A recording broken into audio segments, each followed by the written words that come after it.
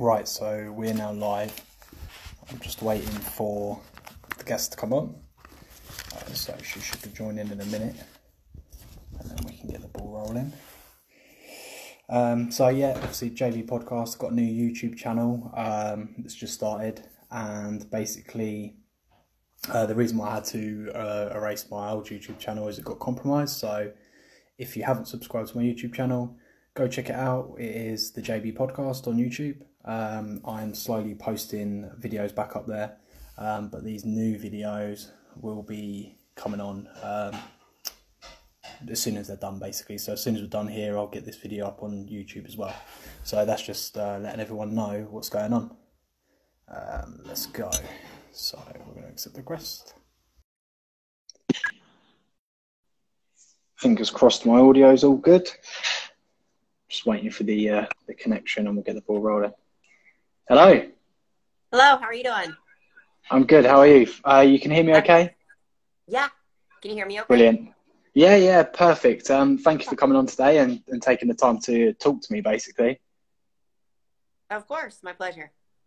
Because I've got no doubt that you're probably super busy with all the Power Ab stuff and training and online coaching and all of that stuff, even though we're housebound lockdown at the moment. Yeah, it's, equally as busy, just kind of shifted focus, shifted things around a little bit. But, when there's a will, there's a way. And it's cool, like, people are continuing to get fitness in and take care of themselves, even though obviously the change of scenery is a little bit different. But it's been cool just, having to make shifts on the fly and have people work out at home. And I've been doing more lives and things with people, which has been a lot of fun. And obviously you're not in direct contact with people, but it's cool that we have the platform of, Instagram and Facebook and the internet just to stay connected to other people in such a crazy time. Yeah, I agree with you 100% on that. So for those that obviously don't know maybe about your journey and your story and your background, explain obviously who you are and your journey and everything you've been doing, really. Cool. So yeah, my name's Kari Pearce. Currently I'm the fifth fittest woman on earth and the fittest American female. I'm a professional CrossFit athlete, so that's how that's how I earned those titles. My background, I started gymnastics at the age of 3, did that for 18 years, finished my journey at the University of Michigan competing in college for gymnastics.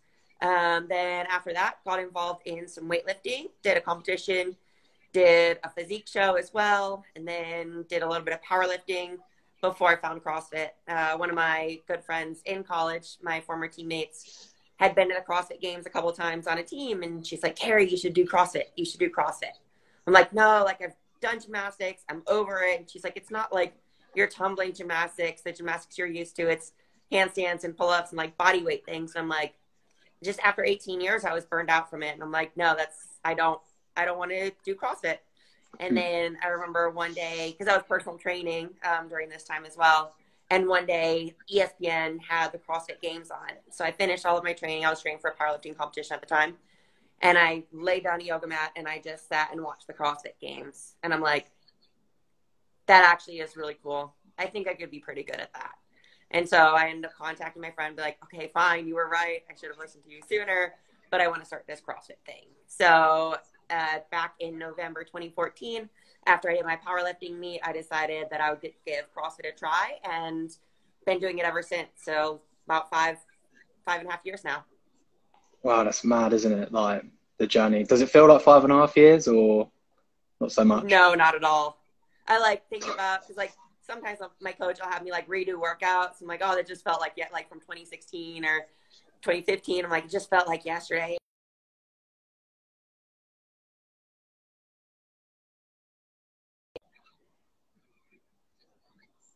Some of them, like, especially because they're in California and then got moved to Madison, and some of them just kind of like blend together. And you're like, was that 2016 or 2017?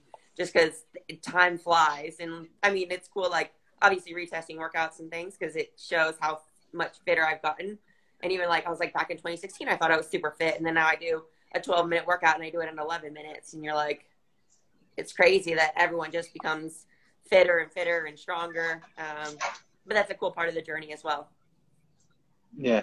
So when you started CrossFit, was it like hard for you to adapt mentally and physically as well to be at the level you're at? Or did you kind of enter and was automatically kind of competing? Because there is obviously that mental aspect to it as well, which a lot of people kind of sometimes brush under the rug. But when you're seeing people doing rounds for 20 minutes, there's definitely a mental edge there where you've got to keep going, because a lot of people will break after 7 minutes, 4 minutes even. Do you know what I mean?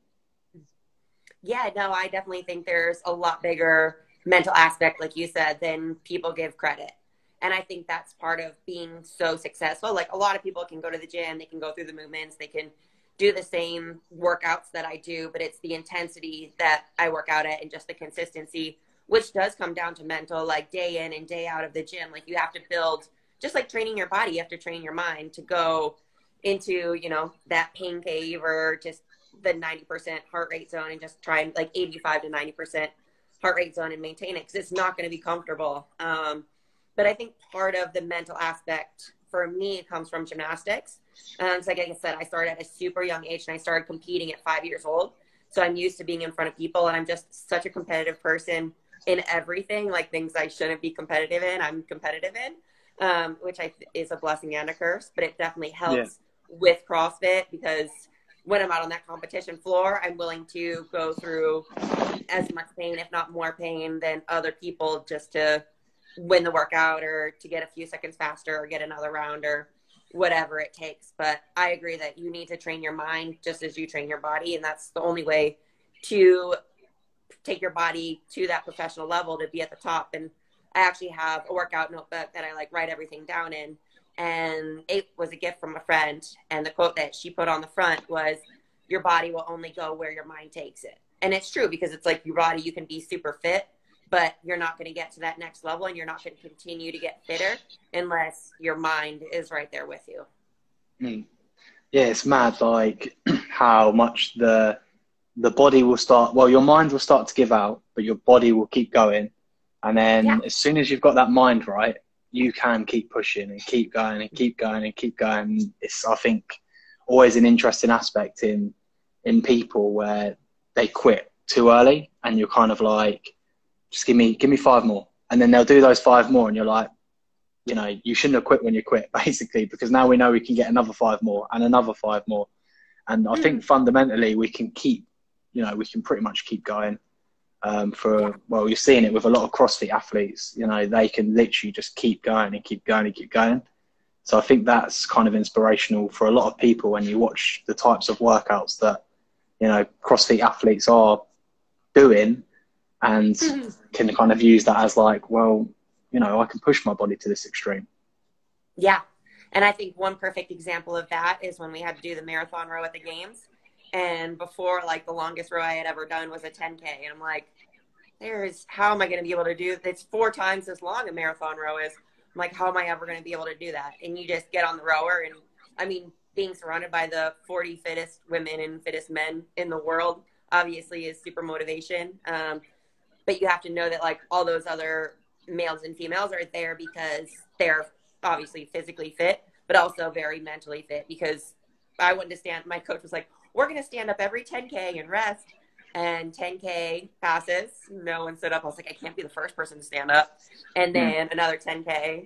And I think there was like one athlete that stood up. I was like, okay. And then there was like a couple others. And I'm like, okay, now I can like stand up and shake it out. But I know like those other girls, like mentally, were on the same level. Like, and some of them were probably like, no matter how bad it hurts, I'm not going to stand up. Whereas if you get a lot of other people that can be very fit, but they're like, no, there's no way I'm going to sit on that rower for 3 hours. My time, I'll never forget it. 3 hours, 12 minutes, and 1 second. And I stood up once and regretted it right after I did, because everything's like, your hip flexors are super tight. You just get out of the rhythm. But especially events like that are just physically grueling, but even more so mentally. How do you track your progression? Like, obviously, I know in performance terms, like, the times are better, but about like recovery as well, because obviously I assume when you first started training you weren't doing as intense training sessions. Now, do you like log it, or is your coach monitoring it, heart rate monitors, things like that? So a little bit of both, or all of that you mentioned.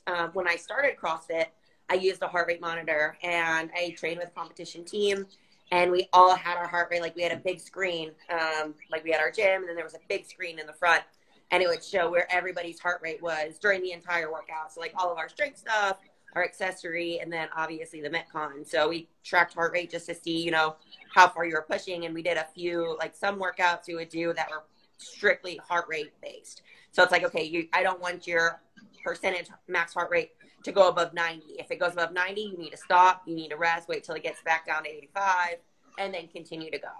So we did some workouts like that just to kind of like gauge where you're at, so you know what 85% feels like, what 90% feels like, and then even what like 80% feels like, or like you get up to 95%, just so you know what that feels like. So when you get into a competition, you're like, okay, this is 85%. I can hold this for a while. 90%. Okay. It's getting tough. Cause sometimes you feel like you're working hard and your heart rate's at like 82%. You're like, that can't be right. And then there's other times where you're like, okay, I'm good. And you're like in the red zone. You're like 92 and you're like, oops. And so that was a big part of training, especially when I started CrossFit, to kind of figure out my body and figure out pacing and everything. And then after I got used to it, I used it for about a year and a half, and then stopped with that because I feel like I just kind of learned to know my body well. I wear a Whoop strap too now, which measures my heart rate throughout the day. So after I do a workout, then I can go back and I can look and be like, okay, where was my heart rate during that? How did I feel? Kind of evaluate from there. Just, so I can know how hard I'm pushing in, whether it's like running intervals like 800s or 400s, just kind of see where my heart rate is. And then also see how fast it drops and how well I'm recovering between intervals.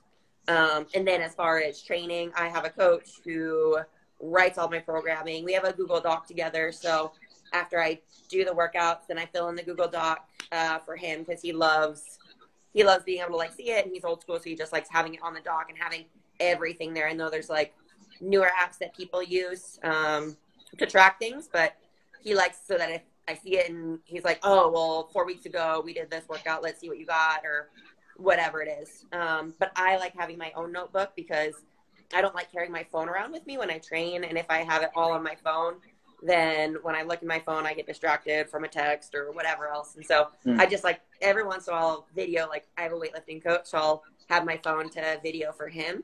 Or even my CrossFit coach, if he wants to see videos of something, then I'll carry my phone with me and have the videos. But I like not having my phone because I realized it just distracts me. So like I said, I have that notebook that I just track everything in, day in and day out, to kind of see where things are going. And I write like little notes, like ouch, that hurt, or like this was the limiting factor in this workout, or today was great, or today my left shoulder was a little funky, like just little notes too, or how I break things up in workouts, just so in competition I know what strategies I have as well.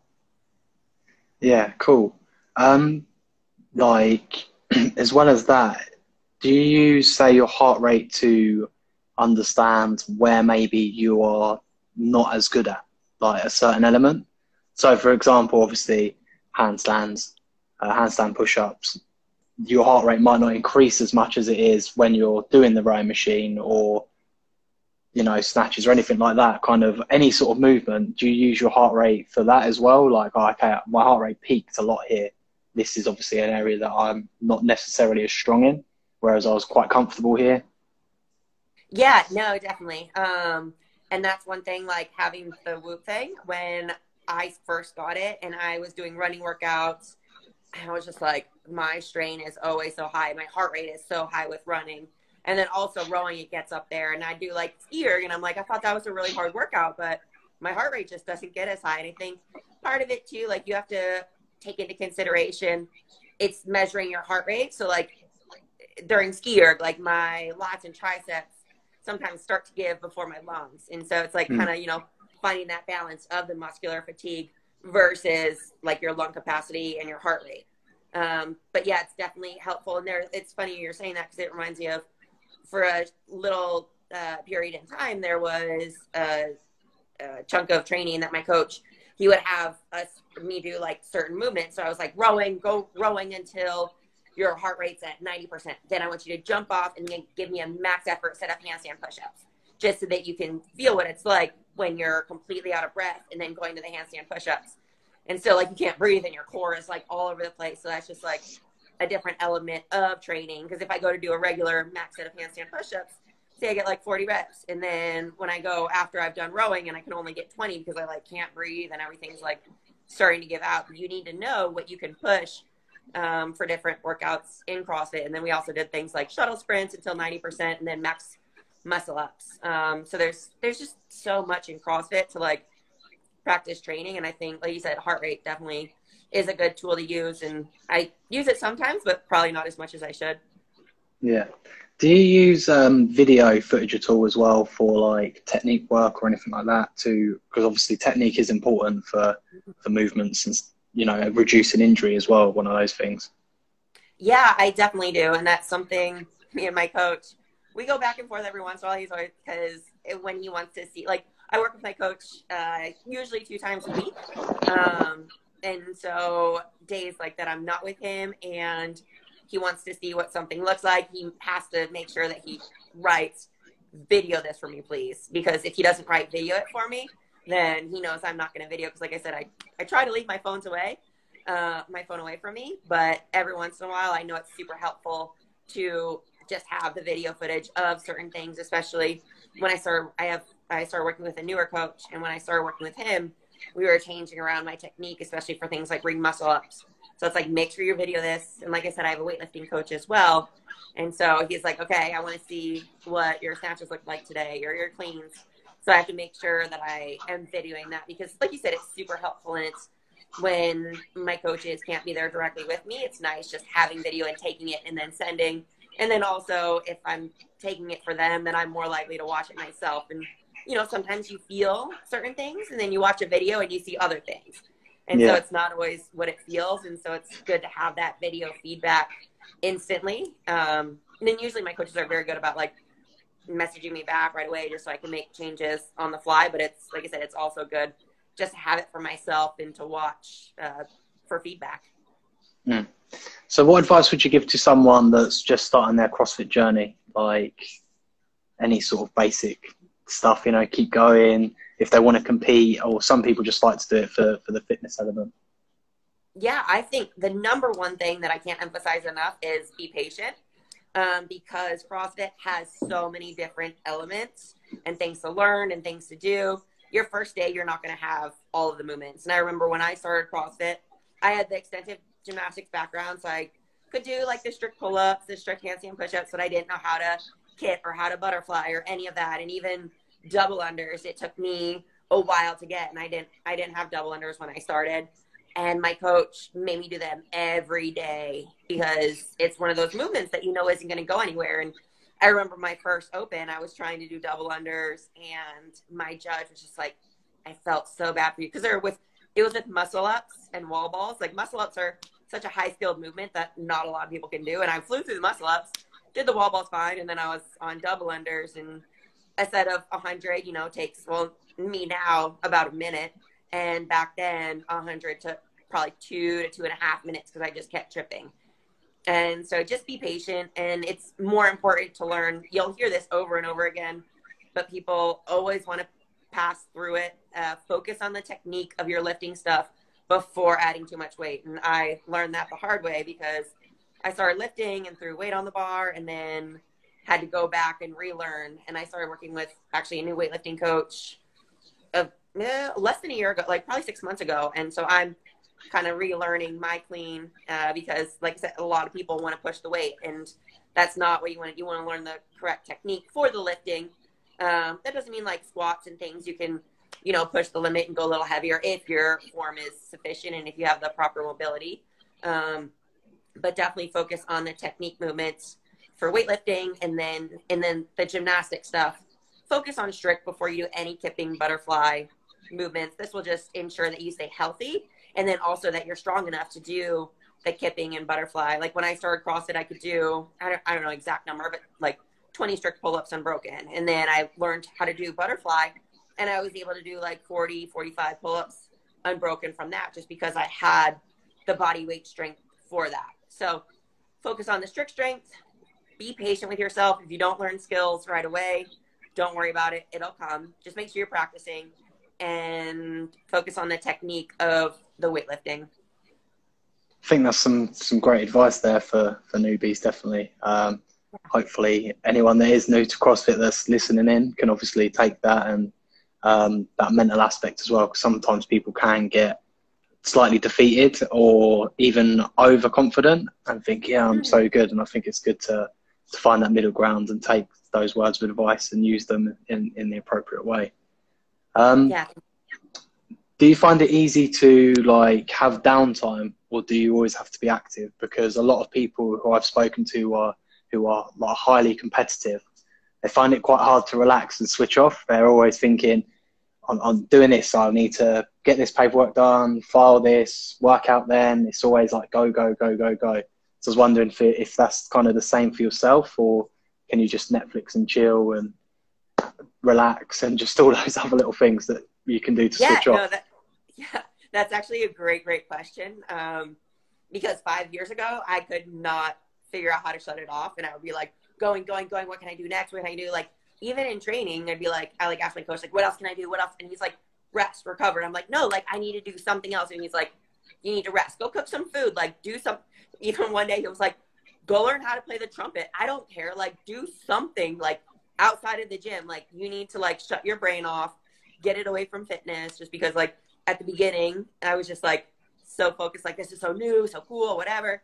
And then I feel like each year I kind of learn how to shut it off a little bit more. I'm still not as good as I should be, but it's like, okay, every Sunday night for sure, I just like shut everything down and I watch a movie and I just kind of like chill.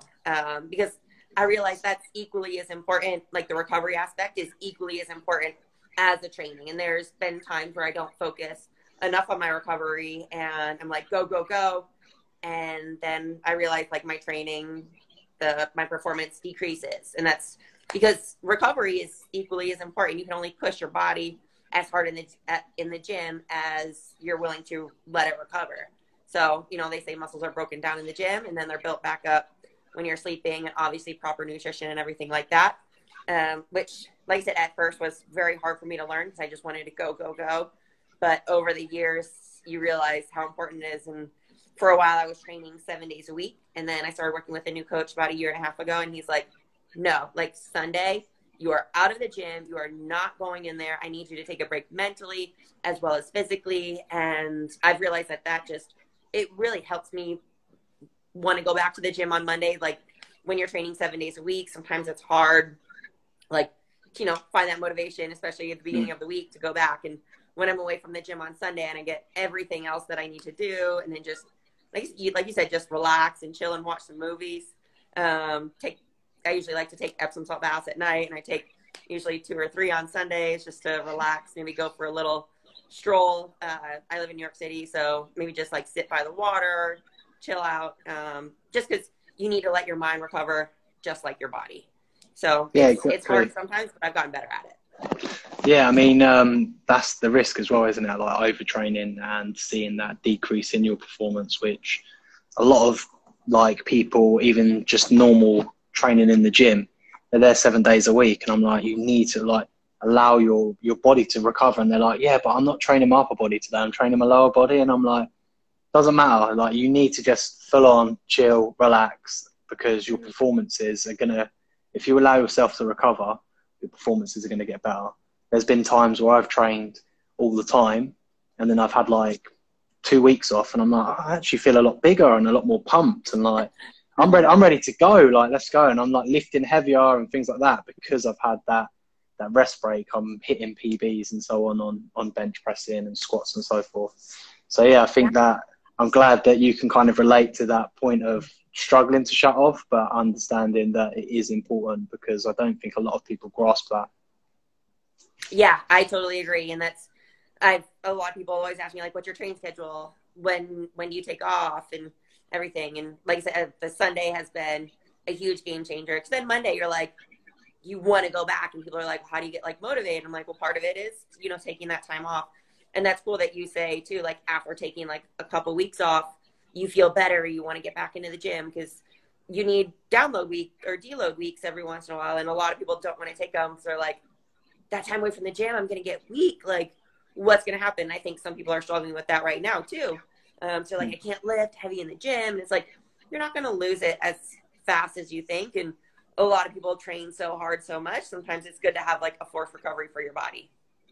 Yeah, and I think as well, people can use the time like to plan and prepare what they're going to be doing when they're training. They kind of sometimes forget that aspect, and I'm kind of like, what are you training for? And they're like, oh, I just want to get bigger. And it's like, yeah, but how are you going to get bigger? Like, what's your steps? You need to go home, plan this, work out your calories, your intakes and your macros and things like that to achieve your goal, not just turn up and lift weight. I mean, that's part of it, but if you don't have a plan, you're never going to kind of hit that successful point, because you're constantly going to get to a point, drop back down, not really know where you're going.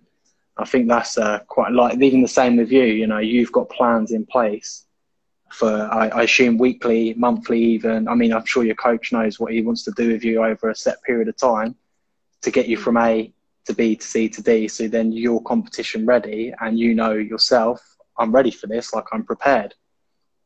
Mm-hmm. Definitely. And like you said, it's more than just the training. It is training, and then it's also the recovery and the nutrition, and even like things like mobility and stuff that come into play that people don't think about. They just think about all the time in the gym, but it's like, what about the other, I mean, say you train 2 hours a day. What about the other 22 hours of the day? What are you doing with? You know, those are equally as important as the time that you're pushing yourself in the gym. So obviously you started Power Abs. That is the correct name for it, right? I'm pretty sure. Thank God for that. I thought I've made an absolute howler here. So yeah, you started Power Abs. Tell me why you started it. Like, what was your kind of idea going? How comes you wanted to move into that direction and start offering online training and programs and so on? Yeah, so I actually started Power Abs a little over a year ago, so last January. And basically I started it because one of the ladies, first I was working on for CrossFit gymnastic stuff, because my gymnastics background is extensive, and you know, that's where a lot of people struggle in CrossFit. And then one of the ladies that I work with, she's like, my husband is obsessed with your abs. How did you get those abs? I'm like, well, you know, the many years of gymnastics, we did tons of ab and core work, and it's just, you know, a lot of different challenging movements than what people do in the gyms nowadays. So I thought it would be cool to come up with a program that's based on my 18 years of gymnastics background to help people get stronger cores, get better looking abs. And like I said, it's been a year and a half, and it's continuing to go better and better. And I mean, with the quarantine, a lot of people have jumped on it because it's 10 minutes a day, 5 days a week. So I wanted to make a program that could be like easily added on to whatever else other people are doing, or just some people just do it as their only workout because it's 10 minutes. It's intense. And people have had great results. And like I said, it's over a year and a half, and it's getting better and better. And people have either told me like they've noticed stronger core, they're PRing their lifts, they're doing more toes to bar if they're in CrossFit, they just feel a stronger core. I've even had some people talk about reduced back pain. Like this guy who rides hundreds of miles on his bike a week was like, the only thing I could think about today when I was riding my bike is that I no longer have back pain. He's like, this means the world to me. So I've had a lot of positive feedback, which is just like so cool. And then, you know, people are like, oh, my abs are popping. I had a lady message me the other day, like, I never thought I would see my abs in my life, and now I am. And so it's just whether you're looking, you know, for a stronger core, less back pain, better looking abs, whatever. It's just been really cool to see and experience. And I've been doing live workouts during this quarantine time, and it's cool to like get to share that with everybody. Just, you know, we're all like, if you're fitnessing at home, then it's better to do with other people than by yourself. So it's something that has helped keep me motivated as well as a lot of other people. So it's been really cool just to see the brand grow and more people do it around the world. I think as well, people sometimes don't appreciate how important the core is for a lot of movements. So even your lifts, that core strength is so important, you know, because obviously, like you said, the reduced back pain, well, it's probably because he fixed his core and started activating his core and using it. So You know, I'm not going to lie, I have a lack of core at the moment, but I'm working on it. And because I've got a lack of core, my hip flexors are tight, my hamstrings are tight, I've got shit posture. Do you know what I mean? And it's like, okay, I need to really focus this in and then start working out and improving it and strengthening them as well. But yeah, I think that's a cool thing to do, and I'm glad that you're getting obviously great results and great responses from people, because that's going to help bolster your portfolio even more. Yeah, no, definitely. And it's cool, like, because I have, you know, all the training and everything. And then it's cool, like, kind of taking a break from my training and then focus on, you know, the ab stuff with other people and just kind of getting to experience success with, you know, people that, I mean, some people that I know, like, that have been my friends or whatever before doing it, or even like random people throughout the world just like messaging me. And it's just so cool. It's been an awesome experience, and I'm looking forward to it continuing to grow. Without giving too much away, obviously, because people can come to you to get the Power Abs program and so forth, but what's the sort of processes and steps with it, and what do you sort of offer? What was the last part that you said? What do you offer as well? So, like, what are the processes, like the steps? Is it daily, weekly, monthly, and then? Yeah, no, that's a great question. So right now I have a Power Hours program. It's 30 days. It's 5 days a week, 10 minutes a day. And the original Power Hours program is level 1 and 2.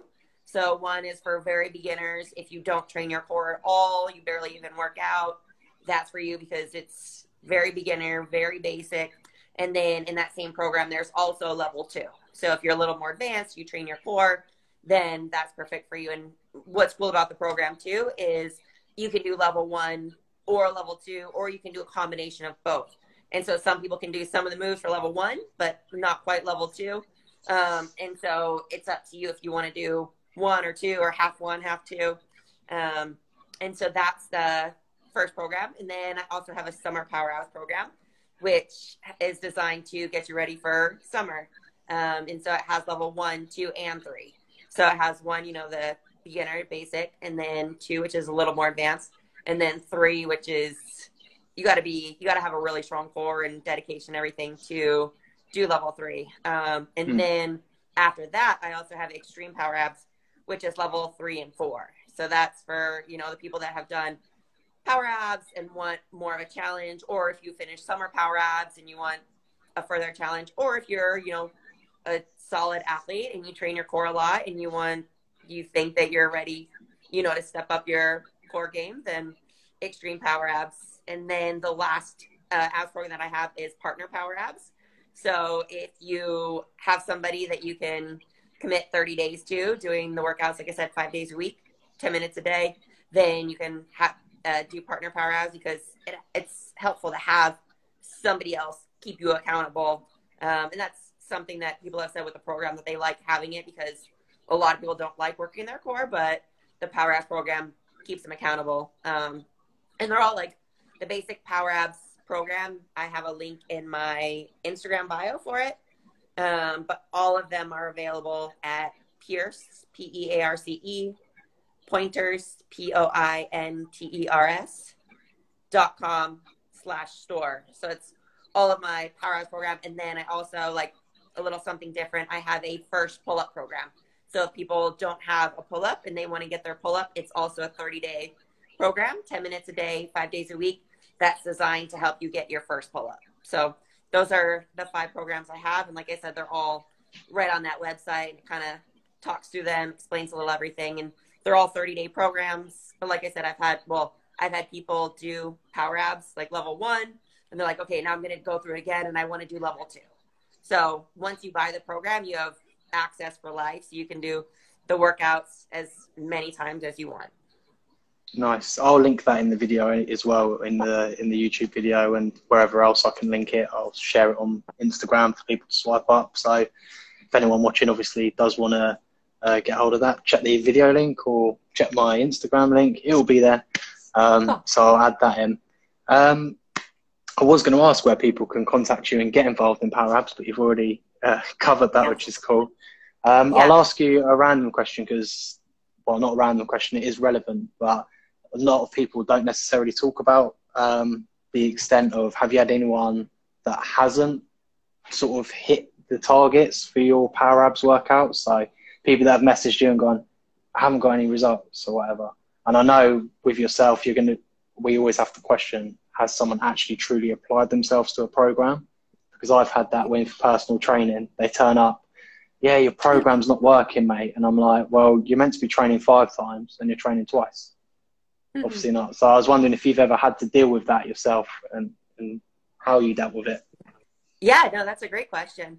I definitely have. There has been people that have reached out, and I mean, some people, they're like, well, I've felt a stronger core, but I haven't seen any changes in my abs, or like you said, I haven't, seen the results that everyone else is seeing, like what is going on. And I mean, one thing that I've like kind of pride myself on in the program is, if it doesn't give you the results that you want, then we give you your money back. And yes, we have given people their money back because they're like, I didn't see the results that I want.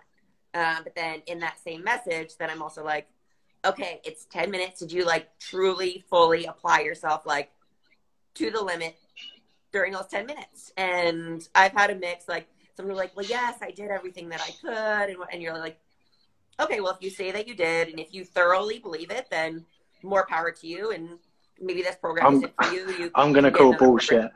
But I'm going to call bullshit on those people. No, definitely. Because then you see all these like incredible transformations that people make. And it's like, they're doing the same program as you.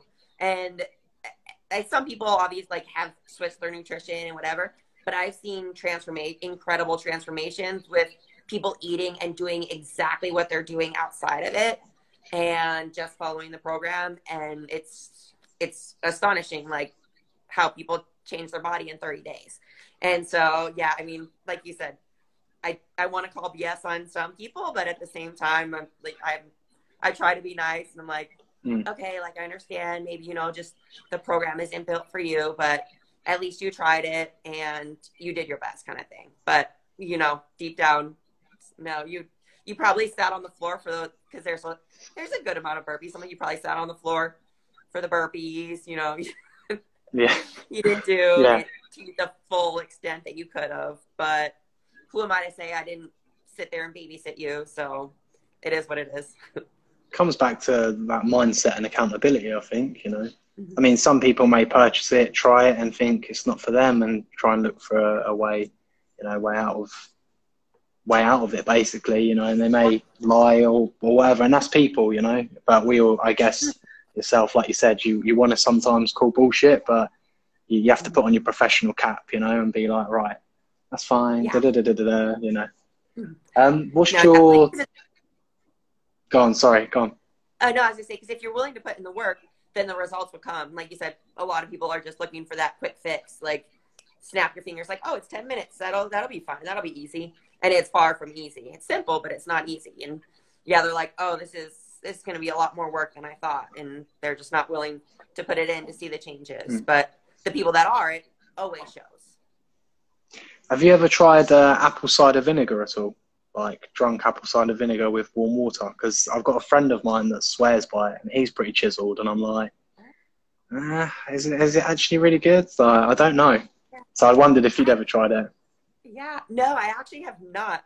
I remember like a couple of years ago when it started to become popular, I tried it for a few mornings, and I don't know, I just didn't get into it. And I feel like it's one of those things, like, you just have, if you're going to do it, then you have to make it a part of your consistent routine. It can't be like Monday, Wednesday, Thursday, Saturday. I do it. It's like one of those things. Like, I wake up, I have my apple cider vinegar, like you said, with the warm water or whatever it is. You have to make it a part of your routine. And no, I haven't tried that, but it tastes horrible. I don't know. It tastes horrible, honestly. I'm on it. I'm doing it now because obviously a colleague that I work with, he was just like, try it, mate. And I've lost like quite a lot of weight already. So now I'm just trying to trim up and things. And he's just like, just try it, mate. Give it a go. Like, I do it. Look at me. And I'm just like, yeah, okay, I'm looking at you. I'm going to try it. Yeah, because he's ripped. That's it. Yeah, it's apple cider vinegar. So what? You're like, how hard can it be? How long have you been doing it for? 2 weeks, about that. Okay, that's good. It's kind of working. I think I feel less bloated. I know that, and I'm looking in the mirror and good. I'm like, I'm getting there, but I need more. You know, I'm very impatient. That's my problem. I'm very like, I want it now. I need it now. I think you and 95% of other people in the world, they're like, oh, I ate healthy one meal. Why aren't I ripped yet? Yeah. I did I'm like that. 2 ab workouts. Why aren't I shredded? I have the I don't know whether you share the same problem. I don't know if it's like a mental aspect, but I can eat clean for like a month, 3 weeks, whatever. I eat clean. I have one bad meal, and I'm like, I look like crap now. Like, what has gone on? I'm just look awful. I'm like, one bad meal, and that's it. I look awful. It's definitely in the head, right? It's psychological. Yeah, it definitely is. But you know that you ate bad, and I think part of it, like something similar, is like night that like if I don't sleep well and then my performance the next day is kind of weird, and you're like, or like you just wake up and you're like, man, I didn't sleep well. Today is going to be a really bad day. And you're like, you've already got in your head that it's going to be a bad day. And it's like, maybe it's not going to be. And like you said, the one meal isn't going to ruin you. Like, I mean, you might be bloated or whatever because carbs or sodium, like you retain water, but it doesn't matter. Like one meal is one meal, but it does get in your head and play with you mentally. Yeah, that's it kills me, but that's the way it is, you know, that's life. And I'm sure loads of people can relate to that to an extent, where we train hard and then we're like, God damn it, I've eaten that one KFC or McDonald's or whatever, and you're just like, what have I done? Yeah. Pain in the backside. Like, you got to realize it's the one time. And that's when people ask me if I like cheat on my nutrition. I'm like, yes. But when I do, then I'm like, I'm going to make sure whatever it is that I end up eating is something that I really want and that I crave, and I'm going to thoroughly enjoy it. And then after that, just get back on track and like try not to beat yourself up. And every once in a while I'm like, okay, I'm going to eat this on Sunday because Monday's a big lifting day, and I'm just going to, you know, it's going to feed my legs or whatever. So I'm like, in my mind, I'm like, it's going to help your lifting. It's fine. So I make sense of it in my head. Do you go crazy as well when you do it? Like, do you go in? So say you get a pizza, extra large, all the toppings. It's cheap. I'm having this cheap meal. I'm going in because I want it, you know?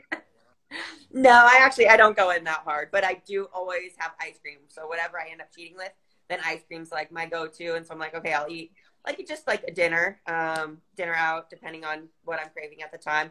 And then there's always ice cream. And my favorite is like chocolate chip ice cream sandwich with vanilla ice cream rolled in sprinkles. So that's like the go-to. I'm not going to do like a little, you know, like mini scoop of ice cream. If I'm going to do ice cream, I'm going to do ice cream. Yeah, I've got good self-discipline though, because I go in. I'm like extra large. That's probably why I feel like shit after, because I've eaten so much. I'm just like, I've been so bad before. Yeah, honestly, I've been so bad before. I'm like, if someone touches me now, I'm gonna pop. Like, I'm done. I'm like, I think I need an ambulance. Like, this ain't good. Right. That's really funny. Well, thank you for your time anyways. Is there anything you want to add on to the end where people can contact you, find you, post all your links and so forth, wherever? And the floor is yours anyways. Oh, thank you. Well, first of all, I just want to say thank you for letting me join and be a part of it. That was a great conversation, a lot of fun. And then also just, I mean, where most people contact me is just my Instagram, Kari Pearce CrossFit. People send, you know, any kind of fun, crazy, whatever, DMs or like comment on my posts. I'm usually good about following those and looking at those if you guys have questions, whether it's related to training, to my Power Hours program, to life, whatever it may be. And then if you're more into Facebook, I also have a Facebook page, Kari Pearce CrossFit Games Athlete. And then I actually just started a little small Power Abs group because, like I said, the Power Abs is doing well. So it's cool to have like a separate community that's just that. So those are the main three. And then if you want to email me, KariPearceCrossFit@gmail.com. So, and then like I said, I said my, the link earlier for all the programs, or if you want to learn a little more about me too, KariPearce.com. Nice and simple. So there's a lot of different ways you can find out more about me, contact me, ask me questions. Yeah. Perfect. So, yeah, I'll get you to send them over to me through Instagram so I can link them in the video if that's cool with you. And yeah, thank you. Thank you for coming on. You've been an awesome guest. And it's been great to chat with you. So I really appreciate that. Of course. It was my pleasure. Thanks for having me. Yeah, you take care. And hopefully we can have you on again soon, maybe later on in the year, catch up, see how your training's going and so on. And see I didn't ask you what your goals are actually as well. I that totally went blank. I was meant to ask you, what are your goals this year? We'll quickly fire that off. Yeah, well, I mean, the CrossFit Games are kind of up in the air right now, so I'm just continuing to train and get fitter and fitter. My ultimate goal is to make it on the podium at the CrossFit Games. So last year I was 5th place. I was doing really well, and then the final day had a little slip up. But I was going hard, so that's what happens when you're going for the podium. So continuing to work on my weaknesses and work on my leg strength so that I will end up on that podium at the CrossFit Games. And then, I mean, outside of that, like I said, Power Abs is going really well. So I also just want to continue to grow that and spread the word and spread fitness and health and inspiration to others. Yeah, brilliant. Well, thank you for that. And like I said, we'll keep in touch anyways. Send me over the links and you take care. Thanks, you too. Yeah. Have a good one. Bye.